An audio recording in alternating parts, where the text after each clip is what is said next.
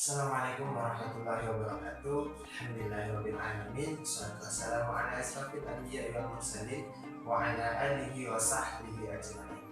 Baiklah anak-anak, pada video kali ini kita kembali akan melanjutkan pembelajaran kita, di mana hari ini kita akan belajar tentang hadis perilaku hidup bersih dan sehat. Di mana kalau minggu lalu kita telah mempelajari hadis tentang anjuran menuntut ilmu, maka hari ini kita akan mempelajari sedikit hadis tentang anjuran perilaku hidup bersih dan sehat. Baiklah, terdapat banyak sekali mengenai hadis anjuran untuk berperilaku hidup bersih dan sehat. Di antaranya itu ada hadis riwayat Tabrani. Ustaz akan membacakan hadisnya. Bismillahirrahmanirrahim. Al-Islamu nazifun fatanazzafu fa innahu la yadkhulul jannata illa nazifun. Yang artinya Islam itu agama yang bersih, maka jagalah kebersihan, karena sesungguhnya tidaklah masuk surga kecuali orang-orang yang bersih. Hadis riwayat Tabrani. Baiklah, bersih itu artinya terhindar dari najis atau kotoran. Maka sebaiknya kita sebagai umat Islam harus selalu menjaga kebersihan. Karena kenapa? Karena setiap ibadah yang kita lakukan itu harus bersih. Mulai dari bersih tempatnya, bersih pakaiannya, itu semuanya harus bersih. Kemudian hati kita juga harus bersih. Maksudnya gimana Ustaz? Maksudnya, kalau hati kita bersih, insya Allah ibadah yang kita lakukan, amalan perbuatan yang kita lakukan itu akan dijalani dengan penuh keikhlasan. Makanya kita harus menjaga kebersihan dimanapun kita berada.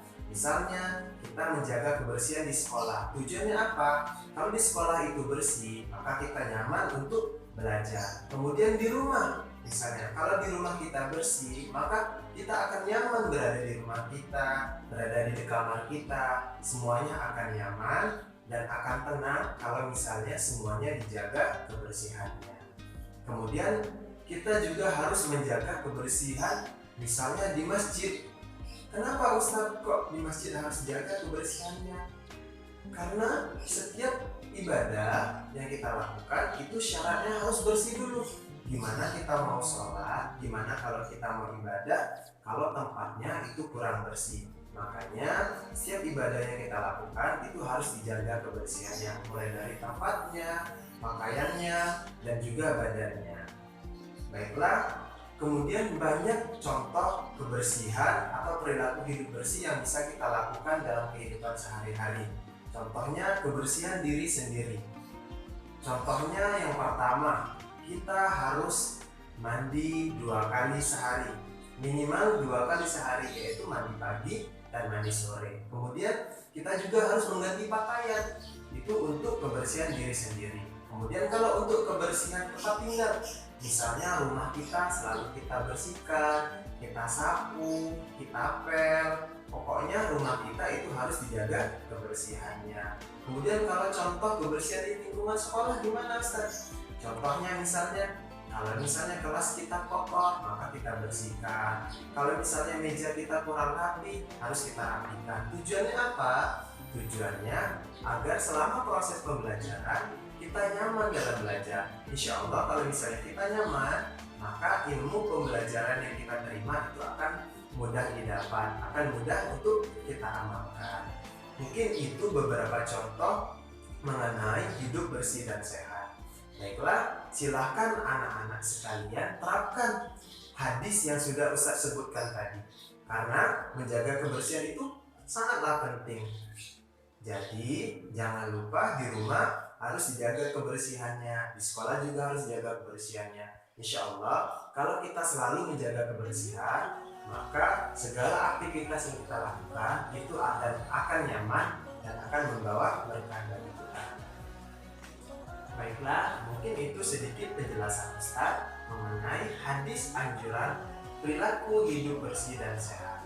Baiklah, sedikit kesimpulan dari Ustaz bahwasanya mari sama-sama kita jaga kebersihan, karena orang yang beriman itu pasti akan menjaga kebersihannya. Karena setiap aktivitas yang dilakukan, setiap ibadah yang dilakukan itu harus mengutamakan kebersihan, baik itu kebersihan tempat, kebersihan badan maupun kebersihan pakaian. Baiklah, untuk tugas Ananda sekalian, untuk tugasnya silahkan kerjakan latihan di bagian A dan bagian B saja. Ingat ya, bagian A dan bagian B saja. Mulai dari halaman 33 sampai dengan halaman 35. Saya ulangi lagi, latihannya bagian A dan bagian B di halaman 33 sampai 35. Silahkan kalau selesai kumpulkan ke Ustadz Ustazahnya. Nanti Ustadz Ustazahnya yang akan menyampaikan ke Ustadz. Ustadz tunggu tugas dari Ananda sekalian. Mungkin ini saja yang bisa Ustadz sampaikan dalam video kali ini. Insya Allah kita akan melanjutkan materi kita di pertemuan-pertemuan berikutnya. Ustadz akhiri, wabillahi taufiq wal hidayah. Assalamualaikum warahmatullahi wabarakatuh.